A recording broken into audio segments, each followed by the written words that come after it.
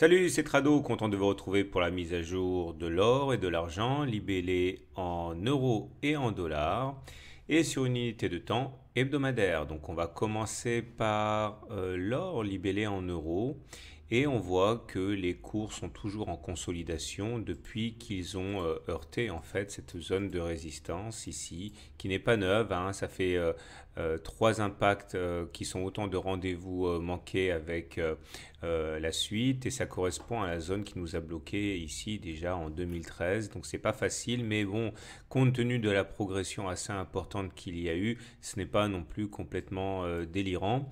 Il demeure qu'on demeure en tendance haussière puisque la moyenne mobile à 30 semaines elle est là, elle est en vert. Et vous voyez, on est toujours au-dessus d'une moyenne mobile à 30 semaines qui monte, donc c'est haussier.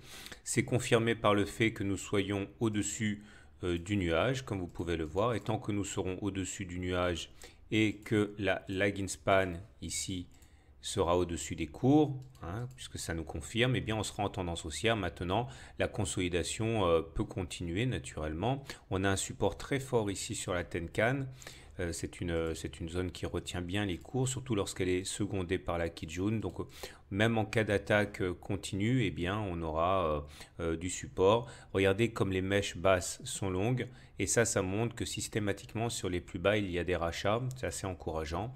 Et de manière encore plus large, on voit qu'on est toujours à l'intérieur de ce canal ascendant ici qui soutient les cours. Donc oui, on est en consolidation, mais non, ça ne signifie absolument pas pour l'instant qu'il y ait de l'inquiétude à avoir. On va passer tout de suite à l'or, cette fois libellé en dollars.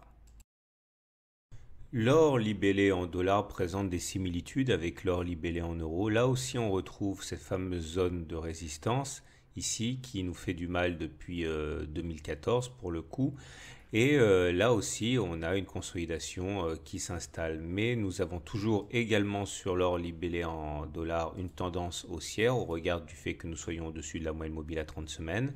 Et également du fait que nous soyons au-dessus du nuage, d'ailleurs qui monte, ce qui est bien, avec une lagging span qui confirme puisqu'elle est au-dessus des prix. Donc pas de souci à avoir pour l'instant. Maintenant, il est vrai que tant qu'on n'aura pas réussi à s'affranchir de cette zone de résistance, eh bien, on sera en situation assez fébrile. Les supports, ils sont clairs. On a la Tenkan ici aux alentours de 1305 dollars l'once et la Kijun en deuxième rideau ici à 1269. Par contre, un petit peu plus inquiétant, on est dans une figure dite de biseau ascendant. Vous voyez, et les figures en biseau ascendant se cassent plus souvent par le bas que par le haut. Alors le revers positif de la médaille, c'est que si on arrive à s'en extraire par le haut, ce serait suffisamment rare pour être souligné et donc sans doute très prometteur pour la suite. Mais pour l'instant, il faut savoir que ce sont ces figures qui généralement se cassent plus souvent par le bas que par le haut. On va suivre ça attentivement, mais pour l'instant, il n'y a pas de crainte à avoir, hein. On est toujours clairement en tendance haussière sur l'or libellé en dollars. Beaucoup de similitudes pour l'argent libellé en euros. On retrouve notre fameuse zone de résistance ici qui bloque en fait aussi bien l'or que l'argent.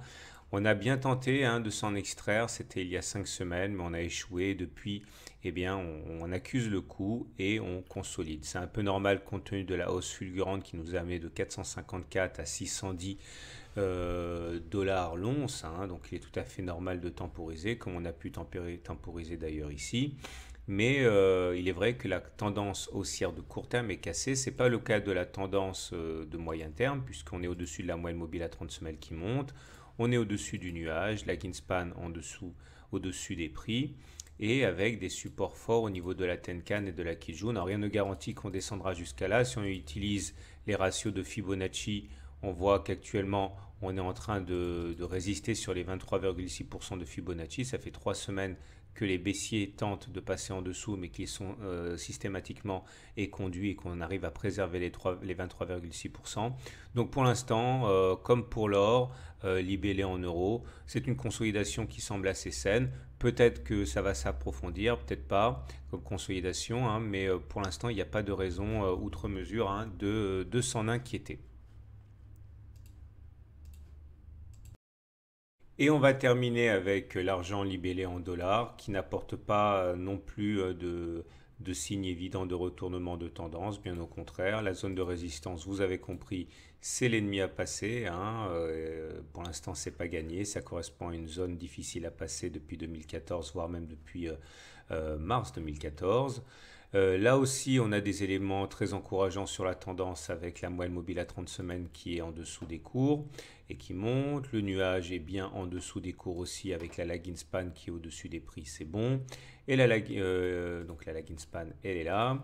Et nous avons la Tenkan qui est à 18,68 et la Kijun qui est à environ 17,84. Donc ce sont des supports qui sont importants. Vous voyez par exemple là lorsqu'il y a la consolidation qui a été engagée, dans un premier temps c'est la Tenkan qui a retenu les cours, puis après c'est la Kijun qui a arrêté les cours. Donc on peut tout à fait descendre jusqu'à 18 ou 17, hein, c'est pas la question, mais bon, ça reste quand même assez classique dans une période où la hausse a été très prononcée et aucune ascension n'est verticale indéfiniment. Il y a toujours des effets de palier comme ça. Et pour l'instant, il n'y a pas lieu de voir autre chose qu'une consolidation assez saine. Voilà, je vous souhaite une bonne semaine. Je vous encourage à télécharger votre module de formation gratuit pour vous initier à l'analyse technique. Et je vous dis à la semaine prochaine pour la mise à jour.